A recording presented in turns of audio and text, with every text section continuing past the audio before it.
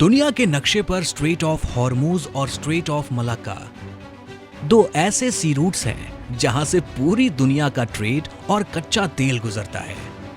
जो भी देश इन रास्तों पर पकड़ रखता है वो ग्लोबल ट्रेड को कंट्रोल कर सकता है। One week into the war, the United States and Israel have yet to force Iran to back down. America Iran war के बाद बंद हुए स्ट्रेट ऑफ हॉर्मूज ने पूरी दुनिया में सप्लाई चेन पर असर डाला।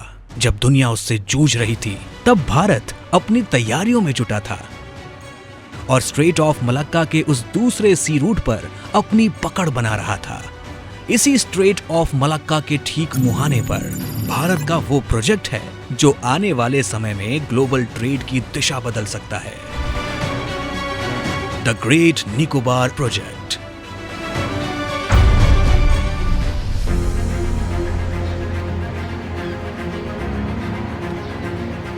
ग्रेट निकोबार प्रोजेक्ट सिर्फ एक प्रोजेक्ट नहीं बल्कि हिंद महासागर में भारत का सबसे बड़ा मास्टर स्ट्रोक है।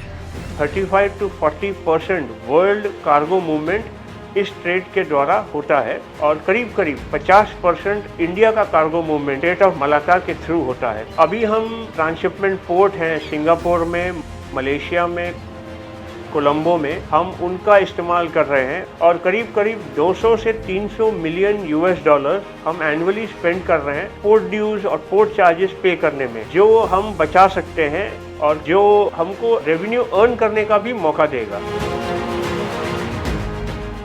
वर्ल्ड ट्रेड ट्रैफिक जो चल रहा है तो इंडो पैसिफिक रीजन के लिए वो गेटवे है और वो गेटवे में हम बैठा हुआ है ऐसे पहरेदार। मलक्का स्ट्रेट के पास होने की वजह से यहाँ बनने वाला हब दुनिया भर के जहाजों के लिए एक बड़ा पड़ाव बनेगा।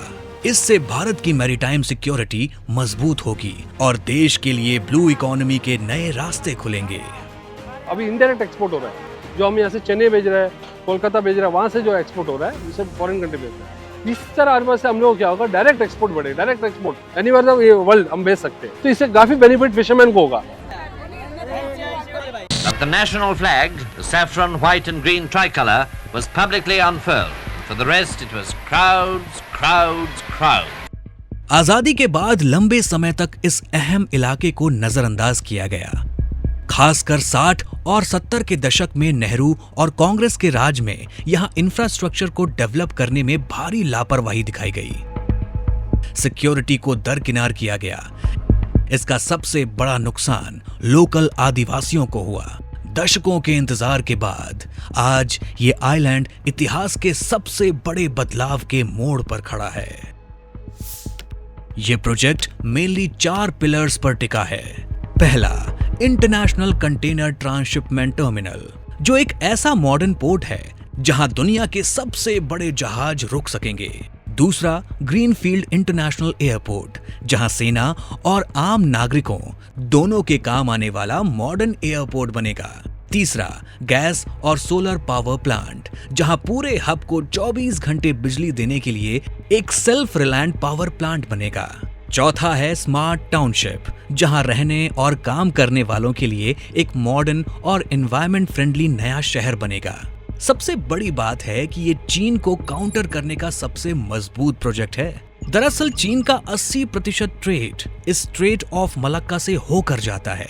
इसके ठीक पास अगर भारत की इतनी मजबूत मौजूदगी रहेगी तो हमारा एडवांटेज भी उतना ही मजबूत होगा।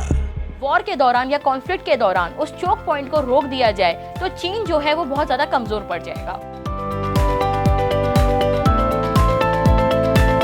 इंटरनेशनल फ्लाइट्स आएंगे और उससे tourism development Campbell Bay and rest of Andaman Nicobar में होगा। बाहर से भी फॉरेनर लोग बहुत आएंगे, जो टूरिस्ट भी और बहुत ज्यादा डेवलप होएगा, तो कनेक्टिविटी अच्छी हो जाएगी मेनलैंड से। पहले अंडमान निकोबार में कुछ भी नेट वगैरह नहीं मिलता था, अभी ओएससी केबल आ गया जो बीजेपी गवर्नमेंट आने बाद लेके आया। मोदी जी काफी अच्छी इनिशिएटिव लिए हैं इसको, इस आइलैंड्स को डेवलप करने के लिए। We don't have so much jobs here. Opportunities are very less. If something is coming out like this, it will be really helpful for youths. लोगों का गवर्नमेंट जॉब के ऊपर डिपेंड रहना पड़ता है तो वो कम पड़ जाएगा, अदर सोर्सेस बहुत ज़्यादा क्रिएट होगा। अच्छी बात है, गवर्नमेंट की बहुत आगे की सोच है।